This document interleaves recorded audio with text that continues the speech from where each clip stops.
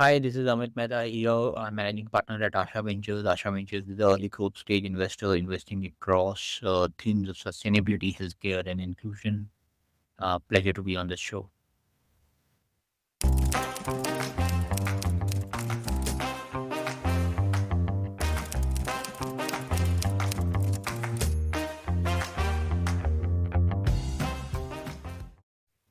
Amit, what made you uh, an investment banker slash investor? What was there something like, can you look back and connect the dots on how you ended up becoming an investment banker? Would the right term for you be investment No, banker yeah, or it is no, it's investor. There is a hell investor? of a lot Okay. of difference between investment banker and investor. They Okay. are on opposite sides of the table. Okay. Uh, and very clearly, I wanted to be on this side of the table. Uh, and to be honest, what made me become an investor, uh, uh, you know, a couple of things. One is that I always loved learning more about industries, the way companies operate, and like that. So just learning about new sectors and new industries and new companies and listening to the stories of the entrepreneurs and on how they approached the same problem from very different point of views and So found one, I want to kind of like uh, you started your journey in the investment space. At the time when you started, you already had this clarity, or it just so happened that you got an offer and you enjoyed that work, and later on you realized that, yeah, okay, this is yeah. why I enjoy this work. Yeah. So interesting question. I think the pivotal moment was in IMA. There was a course on equity research. You did your Where MBA from Ahmedabad. yeah, Okay. yes. Hmm. Uh, so everyone was required to make a research report on a company of their choice. Uh, and I, of course, as part of that course, made that report. Uh, and uh, while making that report, I really enjoyed the process. Uh, and thought like the one who was looking clearly to sort of buy and A, understand the industry and B, buy the stock.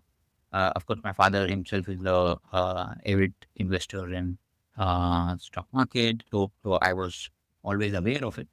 But the process of research was something that core taught me at IME, and that was my introduction to sort of understanding the industry, industry structures, companies, business models, and ultimately the uh, buying or selling valuation kind of a thing. It was an introduction to stock valuation in some sense, Did you and that is have what.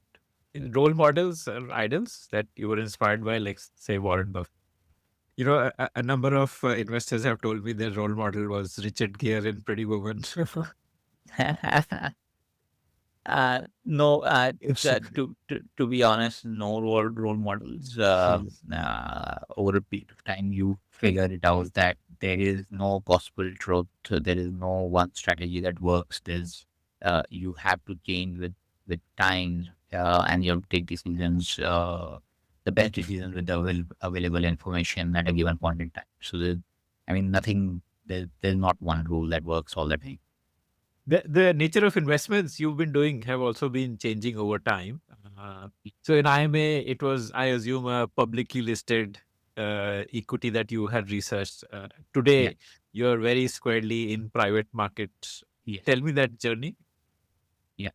So again, a very interesting journey. I actually started my investing career at, I guess, a Prudential mutual fund, which today and even at that time, about 17 years back, 16 years back, was also the market leader at that time. And I spent a good 2 years at ICICI mutual fund, uh, researching You were an various sectors. analyst, like an I was investment an analyst. analyst there. Okay. And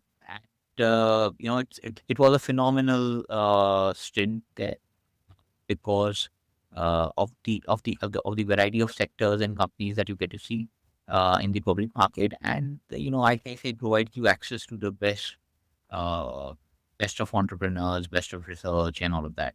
Uh, uh, so, so I thoroughly enjoyed that stint in terms of learning curve. But I fairly quickly sort of realized that mutual fund business over a period of time will turn into an underweight overweight game. Mutual What funds does are that mean? evaluated. Yeah, mutual funds are evaluated based on their performance relative to a benchmark, right? Right. So, The so, Nifty so and yes, absolutely. So whether you have outperformed or underperformed, the Nifty 50 is how you are measured. So it doesn't matter what you do in absolute terms. What matters is how you do in relative terms. And the implication of that is the fund manager is usually thinking in terms of overweight, underweight with respect to the Nifty stocks, right? So if Reliance is 10% of Nifty index, the call that fund manager would usually take is whether I should be 8% or 12% in Reliance, right? He or she is never going to take the call that I'm going to be zero in Reliance. That is a very, very big call in mutual fund industry, right? Um, and to be honest, I wasn't interested in researching a large cap stock like Reliance or HDFC or anything else. I mean, these are great companies, market leaders, and amazing stories, but there is only so much value add that I can do in terms of researching these stocks. And it's no fun to keep doing underweight, overweight all your life. It's something that didn't sound interesting to me.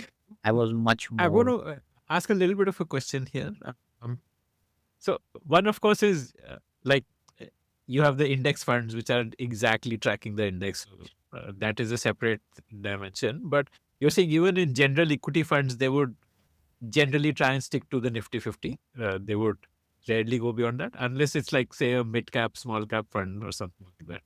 Yeah. So every fund in the mutual fund industry is required to have a benchmark. Yes. That's a regulatory requirement. Now you can choose your benchmark, and for a large cap stock, it can be Nifty 50 or Nifty 100, whatever you want to. For a mid cap stock, it can be the mid cap index. Similarly for the small cap, but it has to be linked to a benchmark. So whether Yeah, it but is a you don't have to copy the stocks in the benchmark to beat it, right? You could take a contrarian view and the punishment for taking a contrarian view is very, very harsh in the and the payoffs are not that upside is not that much. so Uh, the downside is that the manager is going to get fired. Uh, so and upside is nothing. There is really nothing. you get a little bit of a bonus or something. But Yeah, if you screw it up, then you job. Okay, interesting. Interesting how and that's incentives the work. difference, Yeah. right? In the private equity industry, the Mm. upside is the carry. Uh, uh, so it's a risk worth taking. Mm. And it's basically how your incentives are made defined, right? Very quickly, could you explain this carry upside concept to our listeners who may not understand how private equity incentivizes the fund manager? Sure, it's a very simple structure. Uh, you sort of you agree with the rate of return with your investors, let's say 10%, and if you make anything above that rate of return, you share the upside profits. That is usually in the 80-20 ratio. So if you make anything above 10%, you share the profits in the ratio of 80-20, 20 going to the You share manager. profit after 10%. So if you made 20%, then the first 10% is your hurdle rate. The next 10% out of that, you will get 2%. That's what you're saying? You're now getting into technicalities, so that's called catch up. Okay. And if you make more than 10%, you can get the 2% of your 2%, that is your 20% of 10%, uh, after 10%. So if you make 12%, 10% will go to the investor. and 2% will go to the fund manager. Okay. Got it. Okay. Okay. Understood. Got it. Okay. Got it. So that hurdle rate has to be crossed. Once you cross it, then you're entitled to 20% of the entire profit. Entire Uh, thing, absolutely. okay. Okay. Okay. And plus, there is a management fees also, which is typically charged, right? Absolutely. Like a, Yeah, which is like that a that is one, that is one or what a pays two the bills. percent. Ah, Yes, right. Right. Okay. Okay. yes. Got it. Got it. Right. So yeah. So let's come back. You did not want to play the underweight overweight game. So then what? And uh, that's what drove me to move to the private equity industry. I initially worked in a venture capital fund called Mayfield, then moved to more traditional private equity fund called Motilal Oswal Private Equity. Motilal Oswal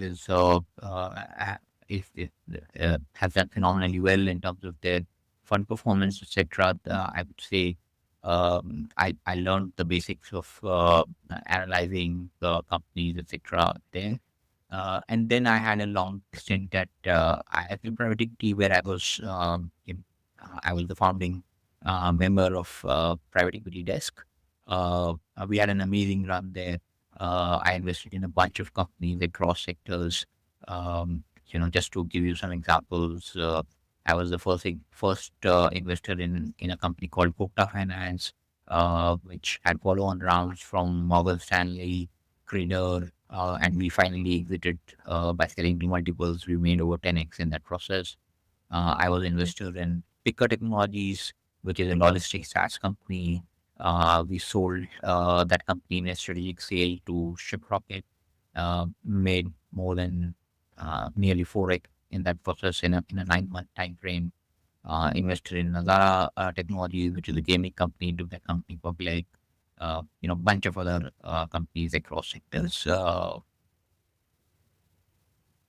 that's where I sort of came into my own, so to say, from the learning phase to uh, actually playing your own game, and then the entrepreneurial bug bite me and got with Pramod and Vikram, who were running Asha Ventures at that time, start Asha Ventures, uh, um, and you know we've now raised $100 million fund. Uh, we're currently deploying. We've already done 3 investments out of that. And like I said, we invest at early growth stage to $10 million ticket sizes across themes of sustainability, healthcare, and inclusion. Okay. Uh, Before we go deeper into us, um, I used to think that this whole PEVC industry came from the West to India, but you worked in these homegrown PEVC funds. Tell me a little bit about the Indian history of PE and VC. Like which was the first PE fund in India that was like homegrown PE fund, not from outside, and how is an Indian PE looking at investment opportunities? How is that different from the way companies from the West, the big PE firms, how they look at investment opportunities? And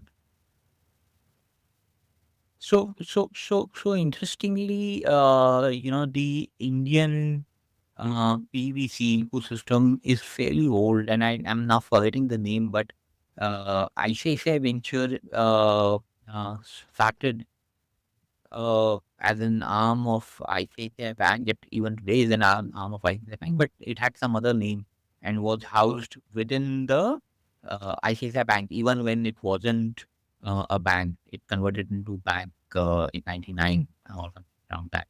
okay, So even when it wasn't a bank, there was a carve out which was sort of investing into small businesses. This was early '90s, '93, '94 kind of a time well, frame.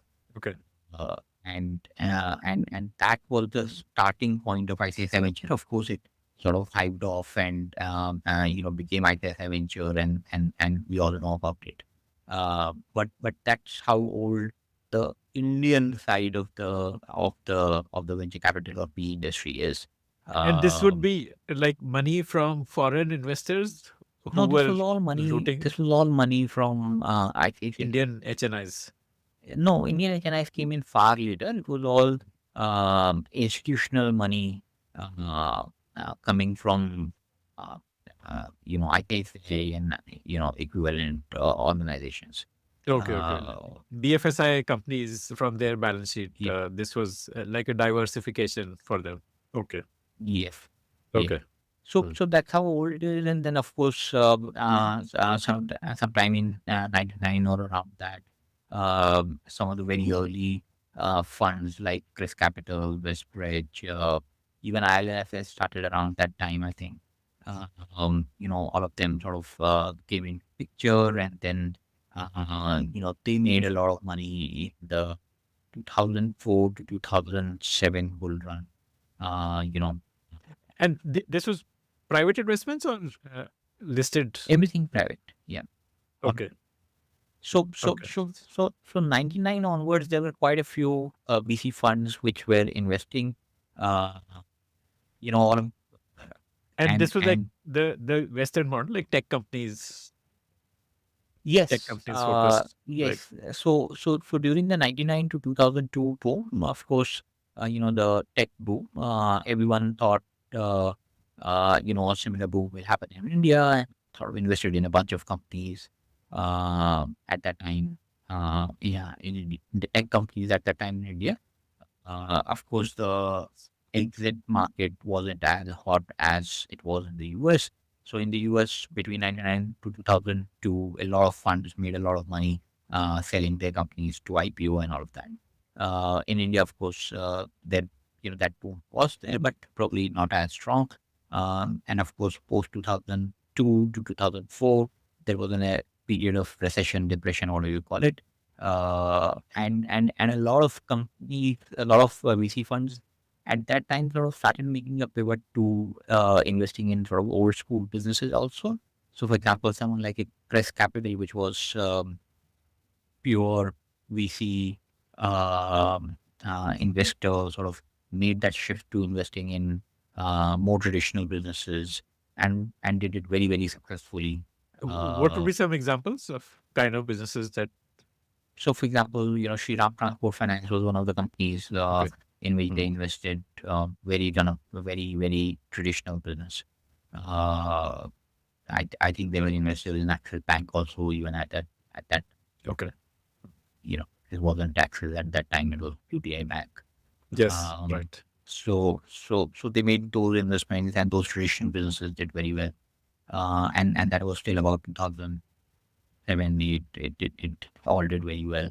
And then, all of this was sort of going on, and somewhere around, I think, And you're saying INFS was also doing private equity. I thought INFS was a lender.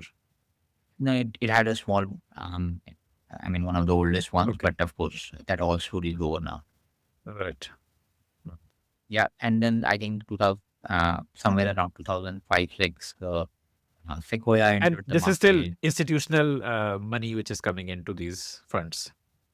Yeah, yeah, it was institutional money. I think the domestic HNI money sort of started coming into the market. I mean, of course, Motilal raised the first one in 2005, which was all purely HNI money. Okay, because Uh, Motilal has that DNA of HNI investing. Like yes, so they would have the relationships because of the broking business. Okay. because of the brokering business, there was ability to raise money. In fact, around 2005, 6, quite a few domestic brokerage houses opened their PE arm. So, for example, JM also has a PE business which uh, started around the same time, 2006. So domestic money sort of started coming in trickles from 2006 to 11, 12, 13. And then, once there was some money that HNIs were seeing coming back, it started flowing in a bit more. And then I think somewhere in 1920, 21, there was quite a bit of money that HNI had made.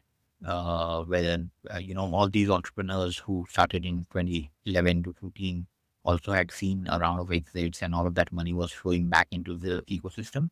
and HNIs and even domestic institution became very important part of the uh, LP pool for the VC funds. Yeah, And LP, just for our listeners, is limited partners, which is yeah. the people who are giving money to that fund manager to invest in private equity. Okay, okay. What kind of exits were there? Like you said, they saw exits in the up to like 2011, 12, and then more people started coming in. What, like public listing kind of exits, Yeah. or? Yes. Yes. Public listing or the larger funds, for example, Blackstone and General Atlantic and KKR of the world were already there in India. Any Uh, examples you remember from those early exits? I'm sure being a part of the industry, you would have been following so every exit. Right? so I mean Mutila, we had invested in a bunch of companies from 2005 to 8, and all of those companies started seeing exit from 2011 to 14. And some of the prominent names there were something like an EU bank, which at that time was an NBFC. Uh, we started we invested in 2006 7 in that company and sort of exited that partially in 2011 12 13 every year. I mean, we would make money on it. Ultimately, we ended up making a lot of money, but uh, you know those were very, very large exits, making the kind of money, insane amount of money. Hmm. So, similar trend was seen across India. Hmm. Okay, okay, okay. Does the for VC there's that power law which according to which like you want one big investment to be successful and it'll pay up for all your sins, like it'll wash away all the sins of bad investments that you've made. Does that apply to PE also? Like what is the difference between VC and PE? Yeah, yeah. No, so I think the VC part of the industry relies far more on the power law, and it's just because of the stage at which they invest. They would typically come in at idea stage, maybe a couple of, maybe some product market fit, maybe some revenue traction, each, slightly different stages. But the probability of failure continues to remain high in VC investing, and therefore most VC funds would sort of spread their bets, maybe invest in 25, 30, 40 companies in any given fund, and not invest all their allocation to a company in one go. They would typically tranche it over 3 to 4 rounds, right? Uh, so that's how VCs invest, just to make sure that failures can be hedged in some ways. As against that, a PE fund would invest in, maybe 8 to 12, 13 companies in any given fund. So uh, those are much more concentrated and larger bets. And they typically are done at a stage in company's life where the product market fit is there, there's revenue traction very clearly, unit economics is set, and all that is required is capital for growth. You're not providing capital for burn, right? Or burn, yeah, maybe a bit, but you're not providing capital to figure out the business model. I think Yes. Okay. that's the difference. Uh, So VCs have far more tolerance for Pivots. uncertainty, Mm. right? You may be able to figure out the business model, you may not be able to, and it may all go down the drain. That's fine with it. Right? Unlike that, a P is typically looking for providing only growth capital and not capital for figuring out the. Okay. What did you learn at Motilal Oswal? And share with me some bad decisions also that you made over there, because I feel we learn best from bad calls, right? Yeah. So at Mozilla, I wasn't a decision maker. Okay. Uh, I was the mid-level guy, helping people make decisions, right? Uh, but I did learn a lot about diligencing companies. I think we were very, very rigorous in our approach, being number oriented. Uh, Developing a nose for quality of promoters. Uh, Sort of looking for a couple of things. What are the key things that you should look for in the business. All of those are things that I learned at the Can you um, share some, like, for example, any rule of thumb numbers that you look at, or how do you identify quality of promoters? Like, how do you really screen for good promoters? Or, sh- what are the red sure, flags? Uh, sure. So, one of the things that I learned was, big focus on governance. Never compromise on it. Uh, uh, in India, uh, uh, you know, people can do all sort of things. Uh, uh, but uh, I mean, as investor, you're managing third party money. You have to be absolutely focused on making sure that people you partner with are completely clean and above the table. Uh, that's one very important thing. Uh, the other thing is that entrepreneurs should have a couple of qualities, right? I mean, uh, they should be very, uh, they should they I'm very frugal in their mindset. That is the first thing for survival.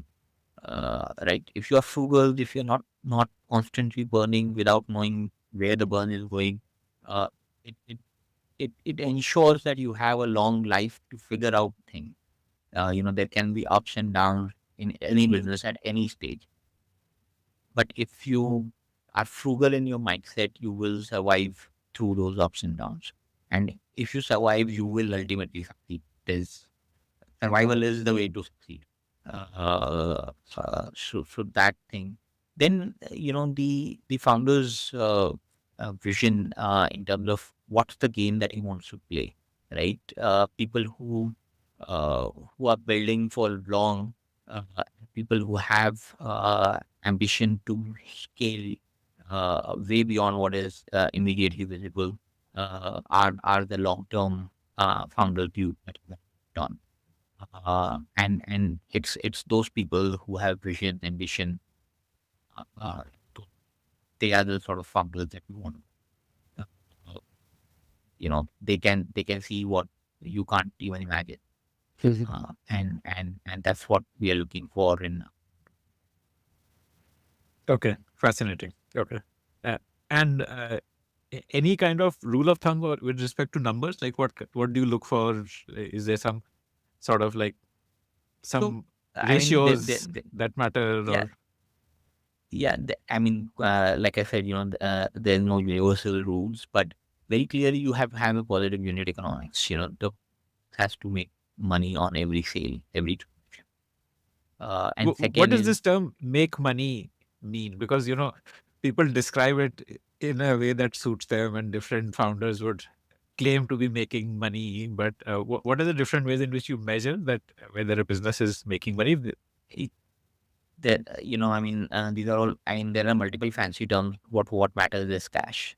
Uh, so on a cash basis, you should make very simple.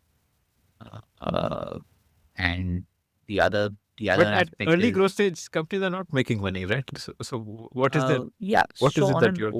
overall basis, yes, you may not be Huh, making money, but huh. if I sell anything, if I do a transaction, I sell a good on that transaction, am I making money or not? Right? So, So we I should buy mean some, the selling price minus the cost of goods sold, pure bill of yes, material. yeah. Okay. Uh, Okay. Okay. Okay. to apply all variable cost to it, and are you making money? If you are making money out of that transaction, then you should have something left to pay for your fixed cost. And Nice. and and if you sell enough, you'll be able to cover your fixed cost. Okay. Got it. Okay. Understood. Okay. And any other numbers that you look at? Yeah, I mean, capital efficiency is another important aspect. The business, if it takes 100 crores uh, to sales worth, let's say 5 crore, not worth it. Yeah. Uh, Okay. Okay. the Right. uh, other thing is the working capital intensity of the business. If, if, if your money constantly remains stuck either in receivables or inventory, uh, you're not getting cash for your for the business sector, and cash is what matters, not the P&L. Okay. Okay. These are like historical, like the capital efficiency and working capital intensity would be historically Yeah, how much capital did they need to reach the current sales? That's what you would be looking. Okay. Got it. Got it. Okay. Okay. Understood. And any learnings from the IIFL stint? yeah. I mean, on similar lines, of course, like I said, Motilal was the learning ground for me. And then IFL was where I played based on those learning. So got to partner with some amazing entrepreneurs who did exceptionally well. Uh, I gave you a couple of examples like Picker Technologies, amazing set of founders, had a vision for the industry in which they were operating, executed amazingly well, were supremely capital efficient, and profitable business model. Uh, they were the second largest player, and in an industry consolidation move, we sold it to Ship Rocket, Chip like I rocket. said. Huh. And at that time, the founders demonstrated a very pragmatic approach to decision making. At a very young age, I mean, they were all in their 20s. Uh, so, so then, those were amazing experiences. Any bad calls you took? Because now you're taking calls also, right? Yeah, yeah. No, I, I mean, I did not have any write-offs. Okay. So in that sense, no, but Okay. Okay. But mentally, you might have like said to yourself that no, this was not like I made a wrong decision here. Maybe you would have questioned and improved your decision making frameworks as well. yeah, of course, with every investment, even with the investments which have done well, there are certain things that you can improve on, and with every investment, you sort of have that process of learning. So it's not about the call going right or wrong. It's about what is it that you could have done better in the next investment, and that is on an ongoing basis. Do you have any decision making frameworks which you developed over the years and in terms of how you make decisions? It could be not necessarily purely an investment decision, but just in terms of how you think about things. I could never become a consultant simply because I could never come up with framework. I, I wish I could come up with some nice fancy frameworks which I could show on a slide and make some money out of it. But unfortunately, no, I don't have any such frameworks. There are some basic things like, the execution focus of entrepreneur, the frugality with which he operates, the working capital intensity of the business, the unit economics, the capital efficiency, stuff like that, the vision of the entrepreneur, all of those matters. But is there a one size fit all framework? Unfortunately, no. I'm sorry to disappoint you on that one. Okay, okay, okay, okay. So now tell me about Asha Ventures. You must have spotted like a gap in the market uh, uh, where you thought that Asha Ventures should fill that gap. What was the gap you spotted? Like, what is the reason for Asha Ventures to exist? Sure. So, uh, you know, uh, when you make an investment, it has an impact on the way society shapes up. Right? Every investment that you make, uh, it in some ways influences the way we as a nation and society sort of shape up.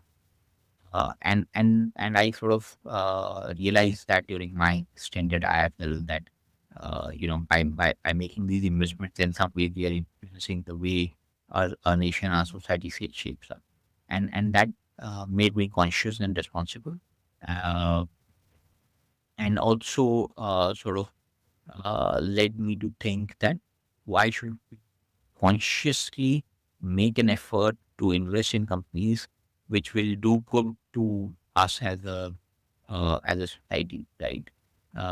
And the amount of change that a private profit-making right enterprise can make is significantly high than anything that a government can do, charity can do, anything that is not scalable. In India, we are 140 crore people. Uh, if you do not make a scalable business, which touches lives of, let's say, a crore people, I think you've hardly made any, right? So my thought process always was that in India, if you want to change or impact the way the nation is, then you have to invest in companies which can achieve scale and which are doing good for the nation, right? And that is where this mindset of uh, investing in companies which are profitable, which are scalable in their business model and are doing good, came into being. And at Asha, our attempt is to invest in companies which are doing good while doing commercially well. So that's the objective, and I'll give you a couple of examples. We were early investors in Vastu Housing Finance, which is a company focused on providing affordable housing finance, right? So think about This is an maids. NBFC. It's an NBFC. So think about maids and drivers and all of that. They have income. That income may not be documented, uh, and they want access to finance for buying a house. Uh, Way back in 2014, 15, when we made this investment, such borrowers were not getting access to finance. And we invested in this company, which was focused on this segment. Uh, and today, uh, 10 years later, this company has had more than 2 lakh people fulfill their dream for their own house. Now that's a significant impact on the life almost a million people, right? And that company post our investment raised more than 2,000 crores of. Today it has 10,000 crore of AUM, 350 crores up, and we've of course made a lot of money on our end. So we've done well. The company has done commercially well, and at the same time, uh, millions of people have had a significant impact in their life because of them. It it led to creation of an entire industry called affordable housing finance. And today there are more than 10 affordable housing finance companies following exactly the same business. So that's the kind of catalytic role that we want to play. That's the kind of investments that we want to make. Uh, uh, I can give you a couple of more examples. For example, in healthcare, we are investors in this company called TrueMeds. Uh, Now, it's an online pharmacy focused on generic drugs. Uh, Now, what's generic drugs? In India, when you buy paracetamol, you effectively buy Crocin, right? Crocin is a brand which is owned by Glaxo. It sells for 10 rupees a tablet. That tablet costs 50 paisa to make. And if you buy it as paracetamol, you will be able to buy it for a rupee, right? But it is selling at 10 rupees because it is Glaxo and the brand is cool. The same thing happens across all drugs. Now think about a family. If you are a diabetic patient or a blood pressure patient, you're supposed to take medicine all your life, uh, uh, and that's going to cost you about 4 to 5 thousand rupees a month. Of course, it is not insured. You have pay out of pocket. Now think about a family which has household income of, let's say, 3-4 lakh rupees annually, right? To spend 5,000 rupees a month just on the medicine for one person's drug, is a lot of money. So there is a need for a cheaper alternative without compromising on quality. And generic drugs is the answer. And TrueMeds is focused on providing generic drugs for chronic disease patients. And 60% of our patient base is suffering from either diabetes or high blood.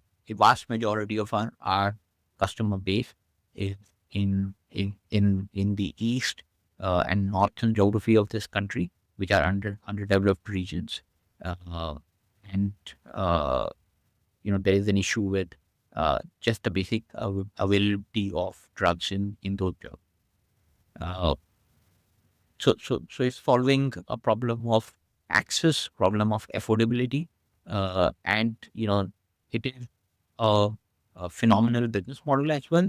The company has scaled up from less than 1 crore of monthly revenue when we invested to nearly $5 million of monthly revenue. So, and all of this in a very short time frame of about 3 to 4 years. So these are examples of technology being leveraged to deliver impact at scale, and that's what excites us. Uh, Maybe I could give you another example in the field of education. Uh, in the northern belt of this country, everyone wants a government job, right? Uh, whether it is whether it is to become an IAS or to become a bank clerk or a railway clerk or whatever. Government jobs speaks to income stability, and for someone coming from low income group, uh, income stability is aspiration. Uh, now, now think about someone in a tier 4 town in UP or Bihar. He or she doesn't have access to coaching for these government jobs, right? And if she wants to get access to that coaching, she has to move to a Lucknow or a Bihar or a New Delhi to get access to that. That entails cost, not just of coaching, but also of living in those cities, right? And it's all very prohibitive. Uh, what that results in is that these students don't get access to. We invested in this company called Adda 24/7, which provides this coaching online at very affordable price points. So for a price point of 2, 3, 4, 5,000 each, you can subscribe to a course for a particular exam, let's say a banking or a railway club exam, and get access to live online classes for these exams in a language of your choice. It can be Hindi, it can be in Punjabi, it can be in Tamil, it can be in Malayalam, whatever it is, right? Uh, and there are huge number of subscribers that this company had, and it's grown again 10x in the time in the 5 year time frame that we've been invested in this business. So again, solves a very large problem for a very large section of. Uh, Okay. Okay. Um, uh, what was Asha was already up and running before you joined, right? Like, give me a little bit of a history about yeah. that. Yeah, yeah. So Asha was founded by two gentlemen, Pramod Pasin and Vikram Gandhi. Pramod was the founder of Genpact. It's one of the largest PPO companies in the country. And Vikram was the India CEO for Morgan Stanley in the mid-90s, went on to become the vice chairman for global investment banking business of Morgan. Both these gentlemen had very successful career, wanted to give back to the country, and like I described, didn't want to do charity, wanted to invest in scalable businesses which are commercially viable on their own and can scale up and attract more commercial capital and create impact at scale. So that was the thought process with which they wanted to do investing. So they started Asha way back in 2015. Uh, and, it was initially their own personal capital and then a couple of large family offices, like-minded family offices sort of joined hands.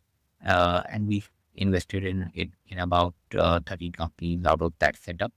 Uh, Sometime around 21, 22, they wanted to scale up that effort given the success that they were seeing, and wanted to sort of make an AIF, raise institutional capital, and scale up that effort, which is when I joined hands with them, and in 22 we started the program, raising our first traditional fund in and today, like I said, we're deploying out of that fund. From this fund, also we've done three investments. We're doing investments anywhere in the $10 million ticket size range. Uh, that's the So 22, you started raising for the fund, like you formed the AIF and started raising. Uh, yeah, I guess by that time the sentiment had already changed, right? It must have been a hard environment to raise money for a new fund. How did you manage to pull that off? What were the challenges you encountered?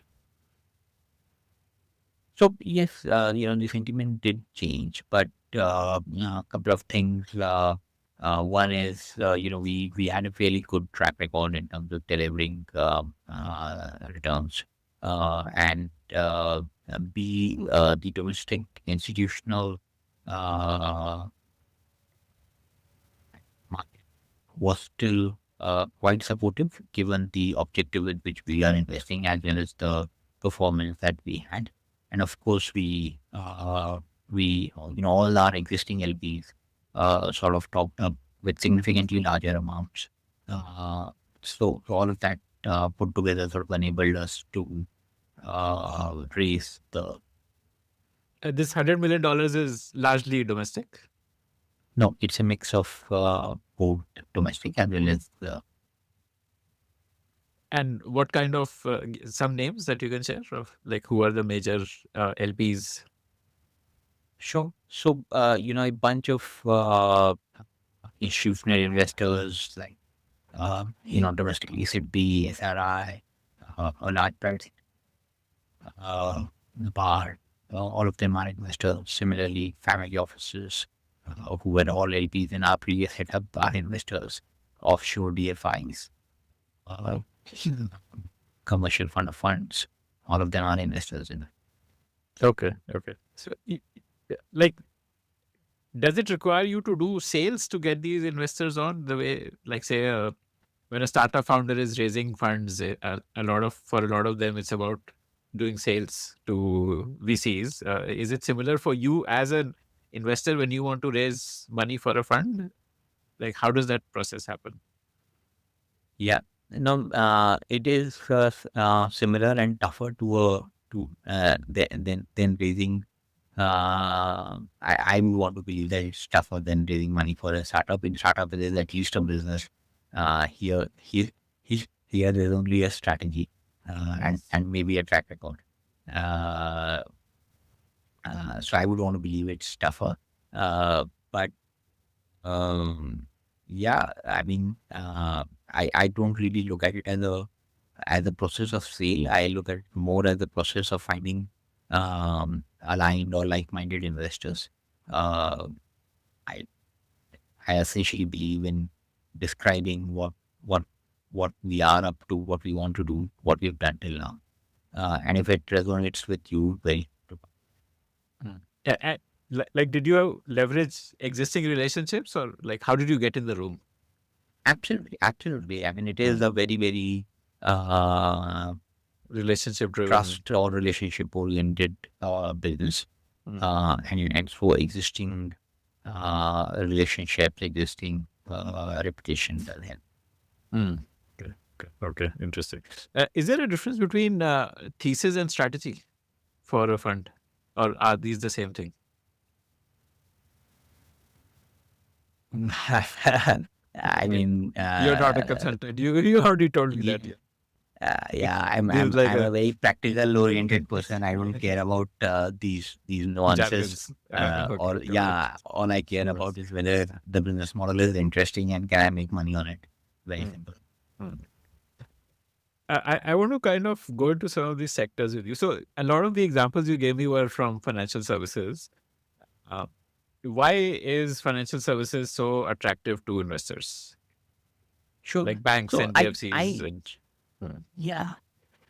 So I would say that financial services continue. I mean, historically, yes, financial services has been a big area of focus for a lot of investors, not just Asha. Hmm. Couple of reasons. One is that it was massively underpenetrated, In right? India? So there's an In India India. opportunity. Yes. Yes, Okay. that it was massively underpenetrated.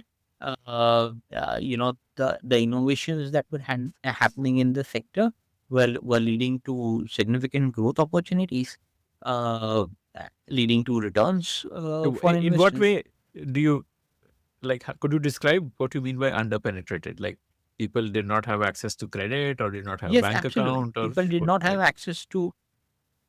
I mean, bank accounts were not there. People did not have access to credit. Unsecured loans sort of didn't even exist, 10, 15 years back.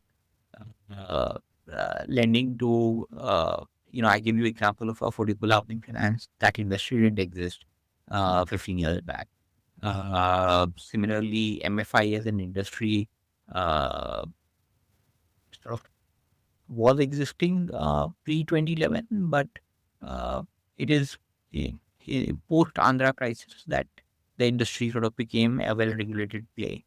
Uh, so overall, the underpenetration, the growth opportunity in the sector, plus its ability to absorb capital, made it a very attractive sector for investors.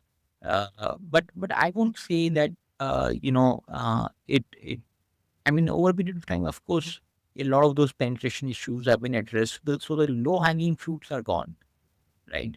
And at Asha, we are now. While historically we made a lot of money in the sector, and we continue to invest in it, we see far greater opportunities in areas of sustainability, yeah, healthcare, uh, consumer, B2B tech. So those are the areas that we are incrementally focusing on, and we see large opportunities there. And that's where our efforts. do you identify opportunities in the sense that, for example, affordable housing is an opportunity which, as a fund, we have identified, and then we go out and find a company operating in that space? Or is it the other way around, that you receive proposals and then you look at those and then you evaluate each one standalone? Like, how does it work? Sure. So look, I mean, it is a very iterative process. You can't work in isolation. So I won't say that I sit in a room, think, oh, affordable housing finance need to be funded, and oh, it's a fantastic opportunity. That doesn't work, Okay. right? Uh, Entrepreneurs are far smarter than us, far, far, far smarter than us, right? And they can see what we cannot see. And our job as investors is to be open minded and listen to entrepreneurs and hear what they are seeing on the ground. What is the opportunity that they are seeing on? Sometimes you buy that opportunity, sometimes you don't buy that opportunity. That is your perspective as an investor. Once that opportunity sort of resonates with you, the thing that we do is sort of that sector, because, like I said, every entrepreneur will come at the same problem from very different perspectives, and that will lead to very unique business models to solve the exactly same problem. Mm, Again, our job as investors is to figure out which business model is best, which is the most scalable, which is the entrepreneur who has the best execution skill, best for, ability to raise funds, stuff like that. So I can give you a couple of examples. For example, uh, we invested in a company called Ascent Capital, which lends for EV vehicles. Right? So, and we were talking to entrepreneurs who were building electric vehicle businesses in India. Um, One thing that we constantly heard from them was lack of financing for these vehicles, and that is where we saw the opportunity, and we sort of mapped out the sector, found this capital company based in Jaipur. The founders were doing an exceptional job in terms of execution, and we backed them with that. So it's a process of iteration. You hear from entrepreneurs what they're seeing on the ground, how they're approaching the business, and look deeper into the opportunity and figure out what's the business model you think will work there, and bet on it. Okay. Okay. Interesting. Um, what are opportunities for entrepreneurs in your perspective, based on what you are hearing from the ground and your research? And what are some areas which you think, uh, listeners to this podcast should kind of explore? That, like you said, in say financial services, the low hanging fruits are gone. So what is left now in that sector, or in say healthcare or consumer or sustainability? Like, can we just like do a little bit of jamming on ideas for entrepreneurs? Yeah. Sure. So, sustainability is a big theme that we are chasing, and it is a big horizontal. It can span from sectors like consumer conscious consumerism is becoming a big theme, uh, to all the way to you know deep B2B uh, uh, play, where you're trying to reduce carbon footprint of hardware-based sectors like steel industry, cement industry. So the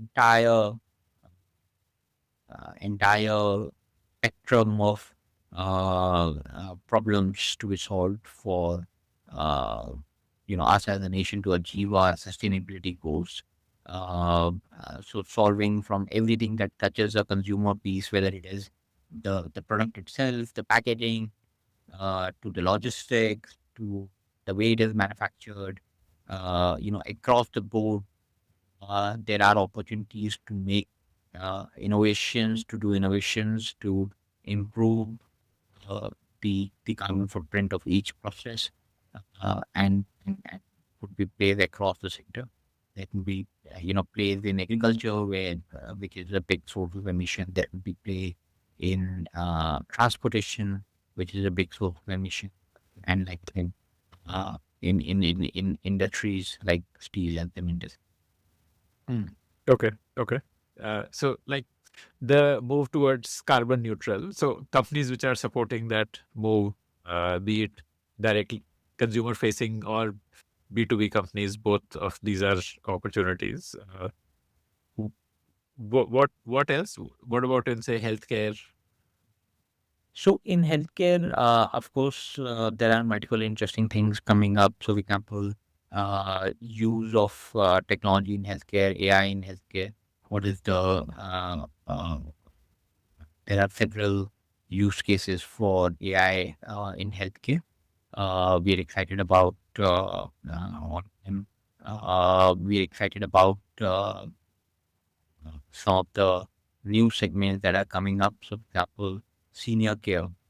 Despite all the talk about India being a young nation, there is a significant senior population that is there, and senior care is coming up as a uh, important industry which has to come up uh, over the next decade, and we're keen on that space.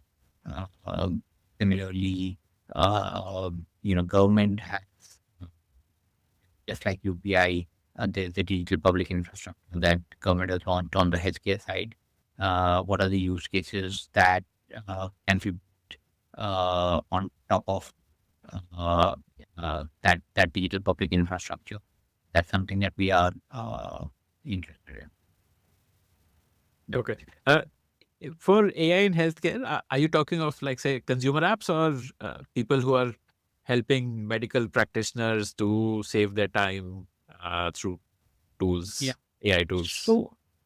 I mean, there are both B2B and B2C plays there. So, for example, on the consumer side, there can be plays for mental health, or therapy sessions for uh, uh, can be sort of AI led. Uh, uh, Similarly, on the B2B side, there can be uh, uh, you know softwares which can help with analytics, diagnosis, stuff like that. And that's something that we are.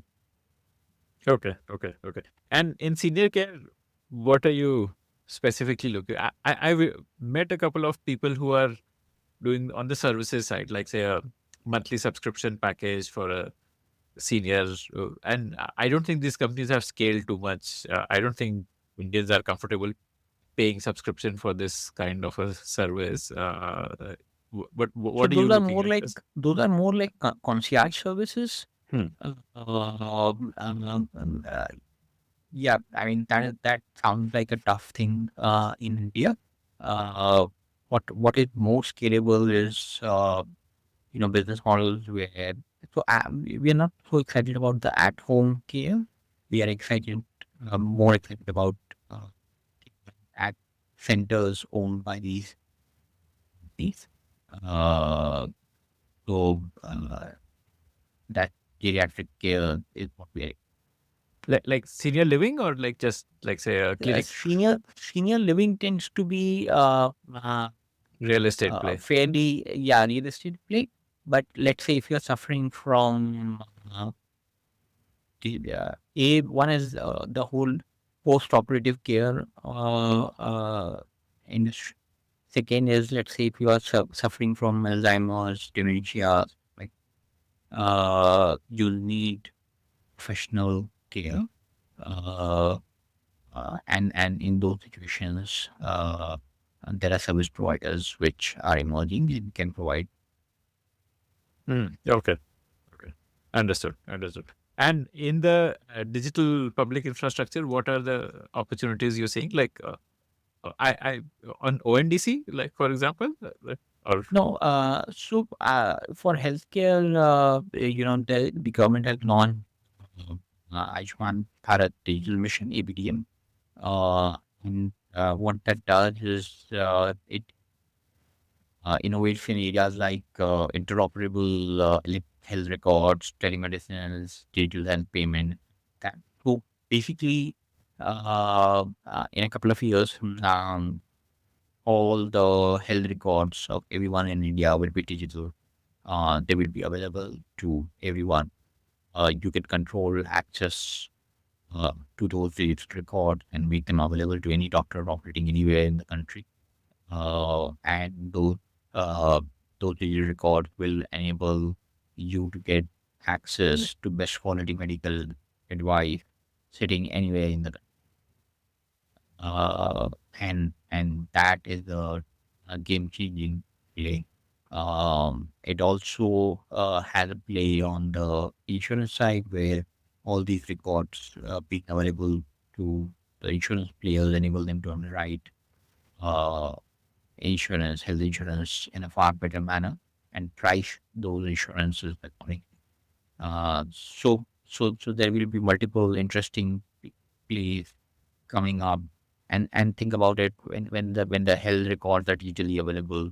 Uh, there is a lot of data that becomes available for any particular disease or anything of that sort, and then you can run AI models on top of it, and the learning curve that AI models would undergo for on that, and the accuracy with which they'll be able to diagnose the incremental patient flow is phenomenal.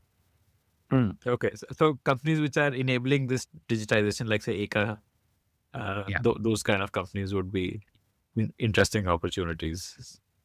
Hmm. Okay, okay, okay. Understood. Okay. What is the role of government regulations in your life as an investor? Like, say, uh, you know, this whole unsecured lending is something which now RBI is kind of doing some sort of a soft ban or a discouragement on that, and which should then affect the fate of companies in this space. So, how do you look at regulations? What's the way in which does it influence your investing decision?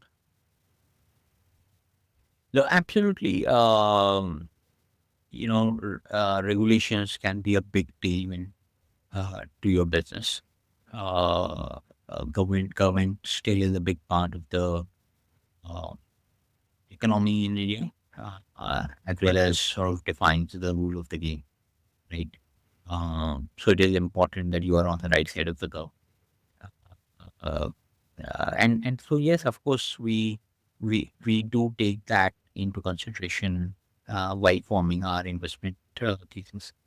Uh, I mean, the whole EV traction that we are seeing, EV growth in the EV industry that we are seeing, is thanks to the push and subsidy that the government has given out. And the whole story about domestic manufacturing is again thanks to the PLI scheme that the government launched.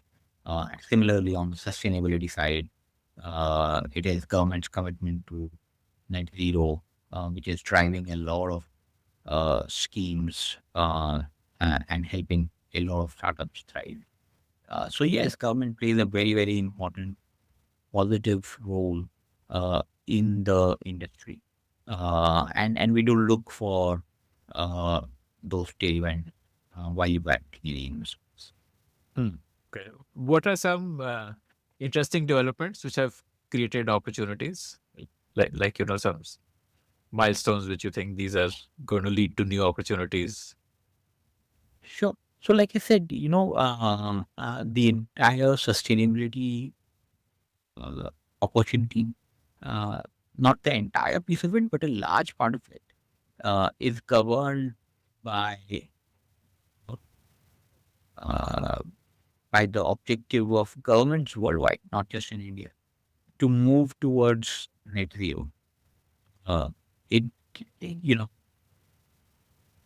it is that concerted effort to move towards net zero, which is leading to formation of regulations, which making it more difficult for products with higher carbon to sell in the market, and making it easier for products with lower carbon footprint to sell in the market.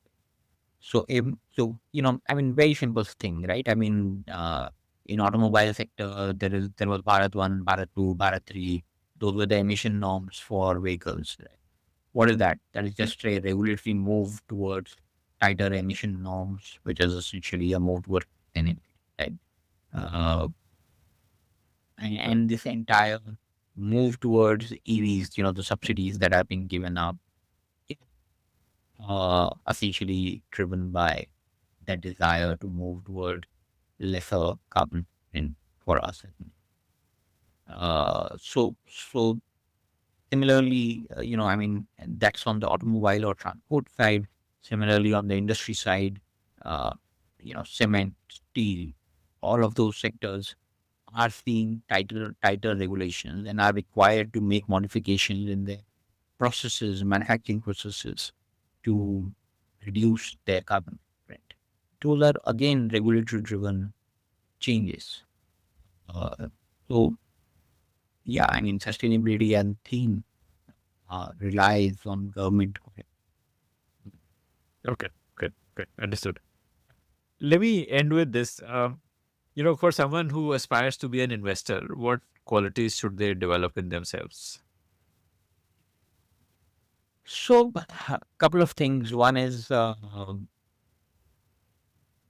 strong interest in understanding new business models, new companies, new opportunities, listening to entrepreneurs, understanding their vision.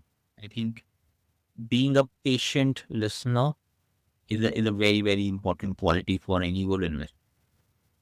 Uh, Ability to analyze a situation, analyze the business, whether it be an industry, a business model, whatever it is. Ability to analyze is another big trait that I would say. Third is ability to take independent decisions, right? Without getting swayed by, uh, whether the thing is hot or cold. You need to make your own independent decision. That's a big one. Many people have it. Uh, and fourth and final thing is ability to stomach the ups and downs. Even the best of decisions will have its own shares of ups and downs. You have to have the ability to stick with it, feed through. I think those are the four things an investor must What were your downs as an investor? downs. Yeah. I mean, again, like I said, by God's grace, I haven't had a write-off. Okay.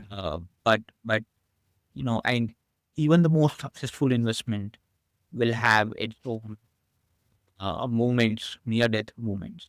For example, when I invested in Gokta Finance, which is an BFC, just a month later we had demonetization. Ah, okay. Then there was INFS crisis. Then there was COVID lockdown. All of it within a span of 5 years. Mhm. Three times in a period of 5 years, uh, we had very, very tough times, right?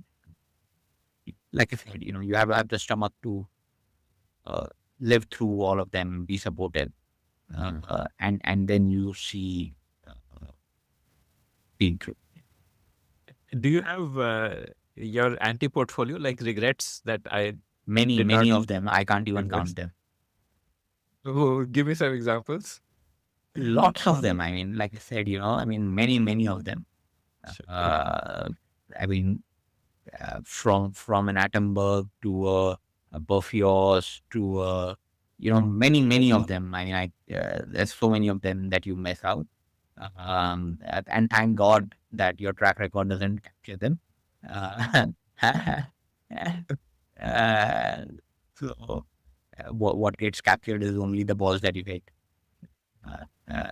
So that's a great thing. Like, what was your learning, say, after you passed up on Attenberg? It would have changed your decision making model, right? Like, what was the reason to pass up on it, and what did you feel was wrong in that reasoning? See, I think overall entrepreneurs, the best entrepreneurs prove you wrong, Mm. It, and that ability uh, to overlook what the numbers are showing and believe in a larger, it is a important quality for any investor to have, but it is a tough one also. It is the lines get blurred very, very, very quickly there. So fan industry as on its own, being fourth or fifth, and then just the fan industry may not sound very exciting.